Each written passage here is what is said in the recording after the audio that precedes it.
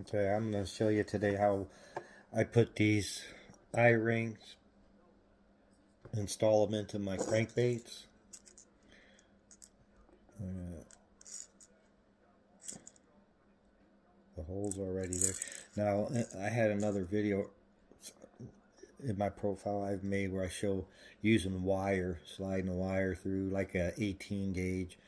Well, different size gauges according to, the size lures. These smaller ones may not need such heavy wire, but these are designed, the 3D, when you print them, they have a channel that goes right through the center of the lure, all the way through, and then you feed the wire and make your loops.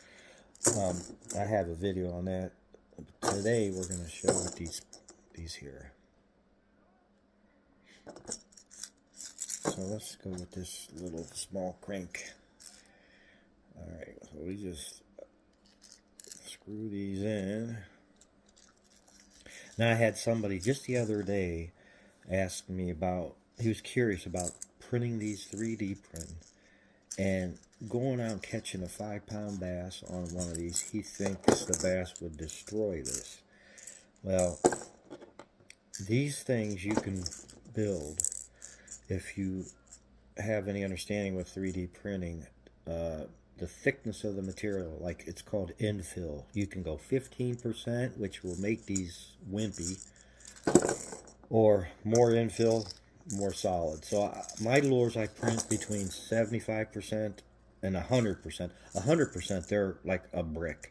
They're a rock. But mine usually 75%, which I can throw this against a brick wall and it'll just bounce off. But with 75%, it still takes time. Less time though than 100%. This would be an hour print, for me. It'd be a little longer if I went 100%. But by the time I put clear coat on, a couple coats, it's very durable. And I do have a couple, besides myself, I have a couple guys I throw lures at and they test them for me throughout the summer. And I have never broke one or a fish break it. And they have never had one break. So I'm going to put a little glue around the shaft of the screw before I get it all the way recessed in. Shoot some glue down that shaft right in the lure. So this is a lot of torque I'm putting in. It's screwed in pretty good. So then I make sure my eyelets straight up the center of this lure. Gotta make them even, or parallel with it.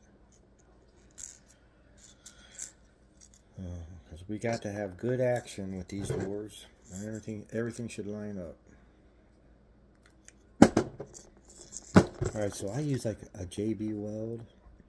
I don't know which way I gotta hold that. It's probably this way. And you can use, most people just super glue. Basically, it's a super glue, but it has a UV light. I don't have time to super glue it and let it sit and wait. I like to use this UV light, and it's seconds. It's hard as a rock. So that's what I use.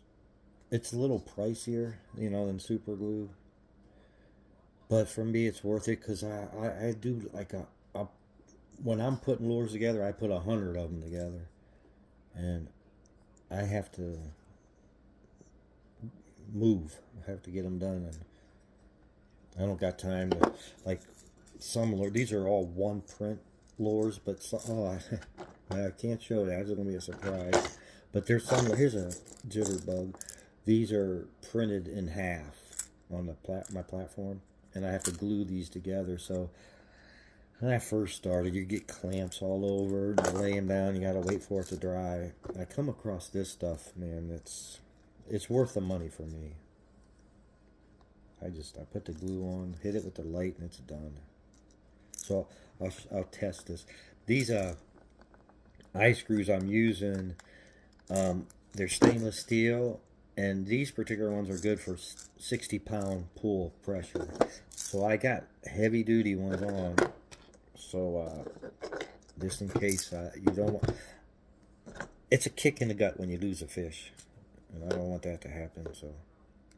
So right here, after I super glued it and hit it with that light, I have never pulled one apart like this. Oh, okay, see, there you go. It never came off. I'm sorry about all that, but that's how. So if that person's watching this video and asks me the strength, there you go. I've caught 4 and 6 pound bass. Where I go is like a private pond, and a 3 pound bass there is like nothing. You catch them 4, 5, 6 pounds, and I have never lost a fish from a defected lure. But there you go. You just got to see the strength. So same thing here. We'll get a start on there. I shoot a little glue on the shaft.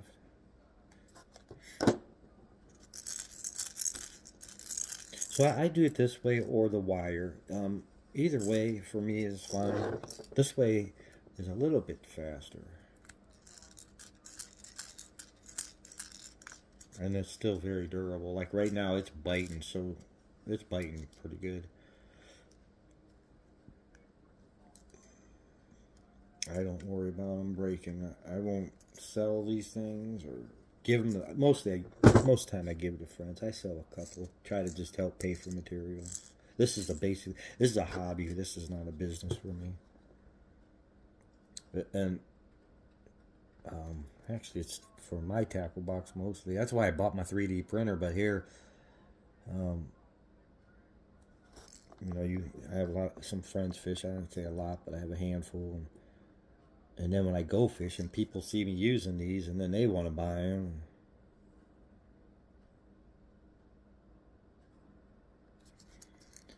But I'm not equipped by no means to mass sell. I mean, I just have a beginner printer in my house. But it does really well. It prints good.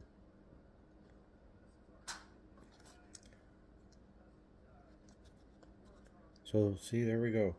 A little bit of glue all around. Hardware's in place.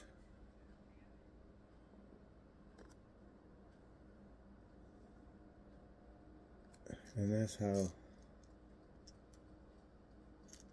it's rock hard. And then when I airbrush, all that goes away. This takes the paint really well. JB Weld, by the way. So that's how I put the hardware on. I have a couple here that are completely done. These are all done. Look down there. It kind of looks a little messy with the glue, but the airbrushing time, the paint will just, it's gone. It covers really nice. Rock solid. Okay, thank you for watching.